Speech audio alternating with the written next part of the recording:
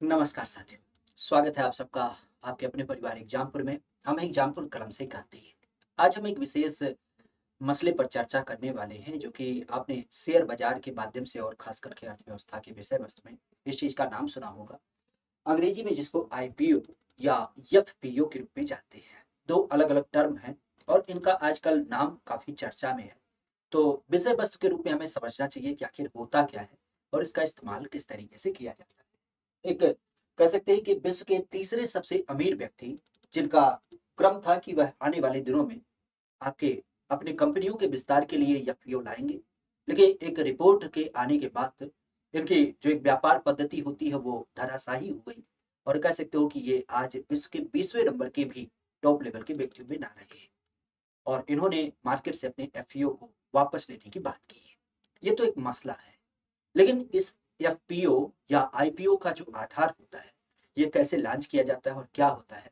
अगर हम अर्थव्यवस्था की नज़र से या शेयर मार्केट के माध्यम से समझने की बात करें, तो कुछ सहज शब्दों में हम इसको यूँ समझ सकते हैं। ध्यान रखिएगा ये 2 अलग-अलग टर्म हैं। पहला होता है आईपीओ जिसको हम इनिशियल पब्लिक ऑफरिंग कहते हैं।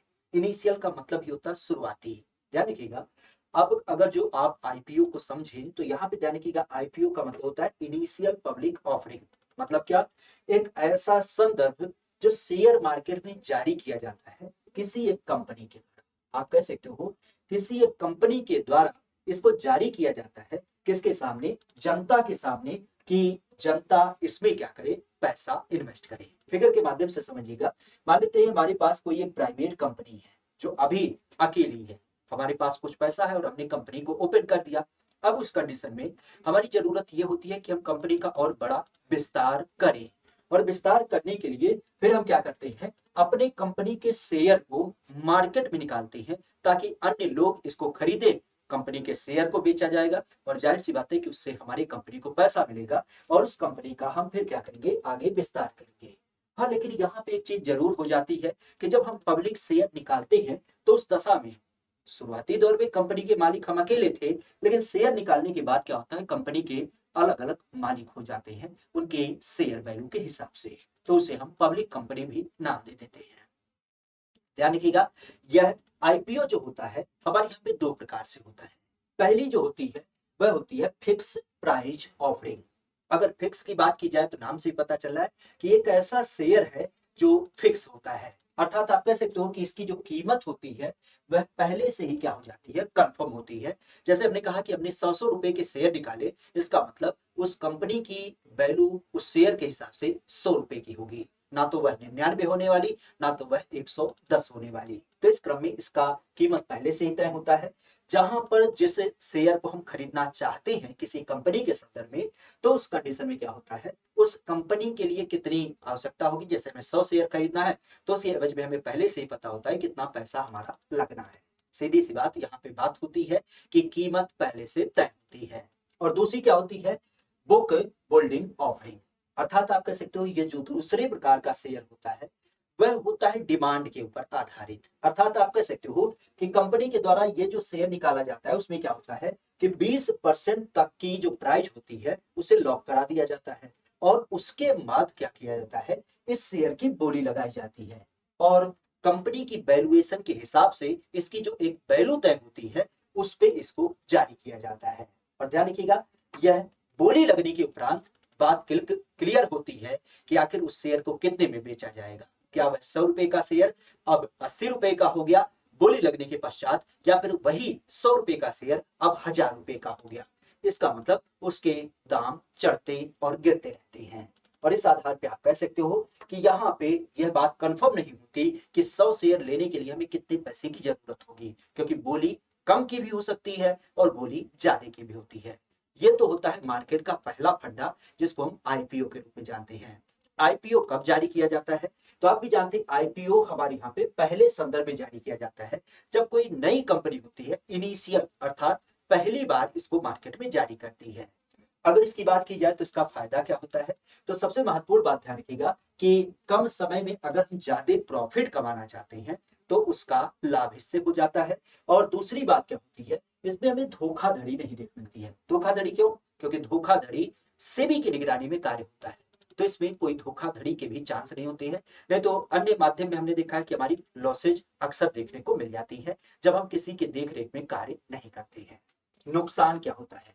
अब देखिए भाई, सबसे पहली बात कि कम समय में हमने ज्यादा पैसा कमाया, लेकिन ये पहलू कब हुई? जब कंपनी प्रॉफिट में हुई। अब मान लेते हैं कोई कंपनी ने पैसा लगाया, कोई कंपनी चालू हुई, लेकिन उसका दिन प्रतिदिन ह्रासमेंट हुआ, नुकसान हुआ, तो इस कंडीशन में कह सकते हो कि ये सीधे तौर पे अगर बात की जाए तो यहाँ पे हम कह सकते हैं कि ये जो निवेशक होता है वह निवेशक जोखिम उठा करके यह कार्य करता है। और कह सकते हो ये बात तय होती है कि कंपनी तरक्की कर रही है, कंपनी घाटे में है या फिर आपके नुकसान में है। उस स्थिति में हम इस पहलू को देखते हैं। अगर मुनाफे में होगी तो सीधी सी बात हमें कम समय में ज्यादा पैसा मिलेगा, लेकिन अगर कंपनी घाटे में होगी तो सीधी सी बात हमारे पैसे की वैल्यू भी क्या होगी? डाउन हो जाएगी, अर्थात सीधे तौर पे हमें नुकसान देखने मिलेगा। हालांकि ध्यान रखिएगा, अब कंपनी के दृष्टिकोण से अगर देखा जाए तो कंपनी के लिए नुकसानदेह क्या होता है? क्योंकि कंपनी के ऊपर एक रेगुलेशन आ जाता है। पहले कंपनी हमारी केवल थी, हम अकेले मालिक थे, लेकिन जैसे ही हमने शेयर निकाल दिया, कई सारे लोग इसके शेयर धारक हो गए, तो अब कंपनी के ऊपर एक निगरानी तंत्र भी हमने अप्लाई करा दिया, जिसको हम सेबी के रूप में जानते हैं। तो अब हमारी कंपनी में देखभाल की जो जिम्मेदारी हो जाती है वह सेबी की हो जाती है, अर्थात कंपनी के जो डिफॉल्ट वगैरह होते हैं वह इसके अंतर्गत देखे जा सकते हैं। ध्यान रखिएगा, अगर हम बात करें दूसरे संदर्भ को, जैसा कि हमने पहला देखा जो था आईपीओ, आज अगर जो बात की जाए तो जो मसला काफी चर्चा में है जिसको हम एफपीओ के रूप में जानते हैं, इसका संदर्भ क्या है? तो एफपीओ को हम फॉलो ऑन पब्लिक ऑफर कहते हैं। अगर इसकी बात की जाए तो ये भी क्या होता है? ये भी हमारे शेयर बाजार के माध्यम से निकाला जाता है, लेकिन ये निकाला जाता है जैसा कि आईपीओ के बारे में आपने देखा कि वह पहली बार कंपनी के माध्यम से निकाला जाता। अगर इसकी बात की जाए तो ये किसके माध्यम से निकाला जाता है? तो ये ध्यान रखिएगा, कोई भी कंपनी जो ऑलरेडी शेयर बाजार में लिस्टेड है उसके माध्यम से इसको निकाला जाता है। आखिर निकाला क्यों जाता है? सीधी सी बात, कंपनी को पैसे की जरूरत होती है। पैसा किसको नहीं अच्छा लगता है? कंपनी को भी अच्छा लगता है। किस कारण से? कोई भी जो छोटी कंपनी है या जो कोई लिस्टेड कंपनी है वह चाहती है उसका और विस्तार हो, और विस्तार करने के लिए वह मार्केट से और धन की उगाही करती है, तो उसके लिए वह अतिरिक्त शेयर जारी करती है, और जिस संदर्भ में कंपनी को पैसा प्राप्त करने के लिए इसका सहारा लेना पड़ता है। अब जाहिर सी बात है, अब इसमें होगा क्या? तो इसमें नए शेयर आपके निकाले जाएंगे जो कि मौजूदा और नए शेयर धारकों को जारी किए जाते हैं। अर्थात आप कह सकते हो कि जो मौजूदा लोग हैं वह चाहे और भी शेयर ले सकते हैं, और नए लोग चाहे तो वह भी एंट्री कर सकते हैं। तो सीधी सी बात आप समझ सकते हैं, आईपीओ जो होता है वो कंपनी में पहली बार जारी किया जाता है। एफपीओ की जब बात की जाए तो ये कोई कंपनी जो ऑलरेडी लिस्टेड है, जिसने ऑलरेडी आईपीओ जारी कर रखा है, वह दोबारा से और पैसा प्राप्त करना चाहती है तो वह एफपीओ जारी करती है। इसकी जब बात की जाए तो इसके भी दो प्रकार होते हैं। कौन कौन से? पहला होता है मिश्रित एफपीओ या डायलेटिव एफपीओ। अगर इसकी बात की जाए तो ये किसके माध्यम से? तो ये होता है कंपनी की ओर से अतिरिक्त शेयर के रूप में जारी किया जाता है। जाहिर सी बात है, हमारे तो शेयर पहले निकले थे, लेकिन उसके अलावा अगर हम बात करें तो अतिरिक्त शेयर अगर जो देखा जाए तो उसके रूप में जारी किया जाता है, और सीधी सी बात इससे कंपनी के ईपीएस पर भी प्रभाव पड़ता है। दूसरे की जब बात की जाए तो दूसरा होता है गैर मिश्रित एफपीओ, अर्थात नॉन डायलेटिव एफपीओ। अगर इसकी बात की जाए तो ये निजी कंपनियों के माध्यम से क्या होता है? गैर लिस्टेड शेयर के रूप में बेचा जाता है, और इससे सीधी सी बात आपकी कंपनी का ईपीएस प्रभावित नहीं होता है। तो हमारे यहाँ पे एफपीओ भी क्या होते हैं? दो प्रकार से होते हैं। एक होता है मिश्रित एफपीओ और एक होता है गैर मिश्रित एफपीओ के रूप में।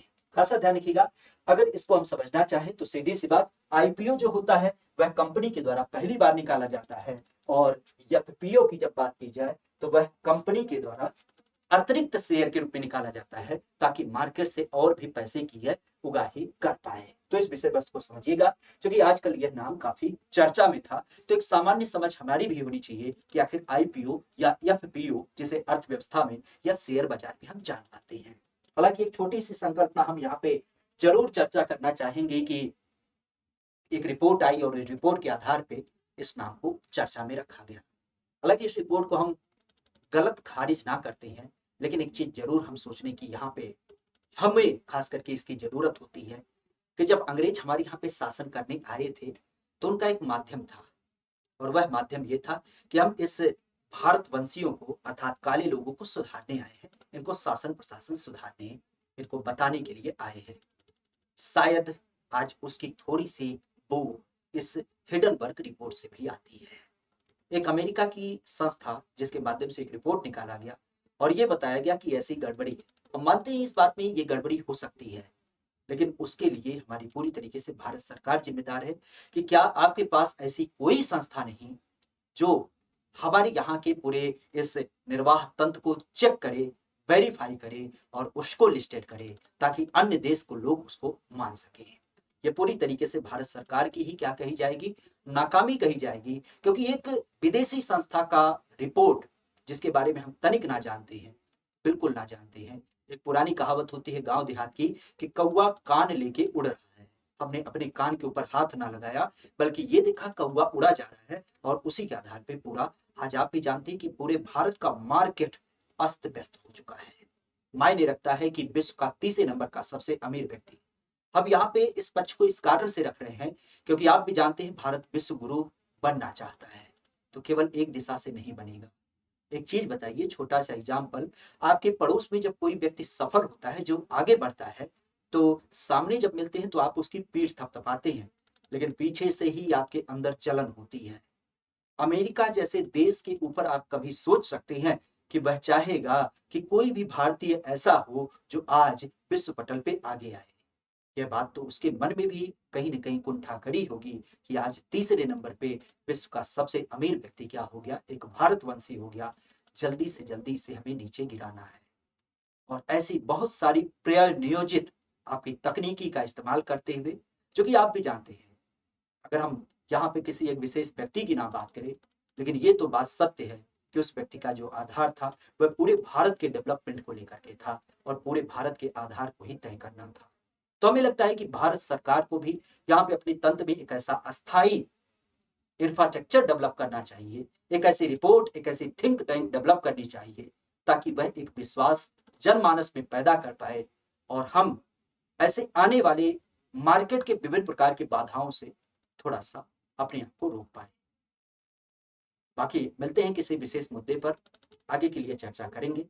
आज के लिए इतना ही। Thank you, all the best.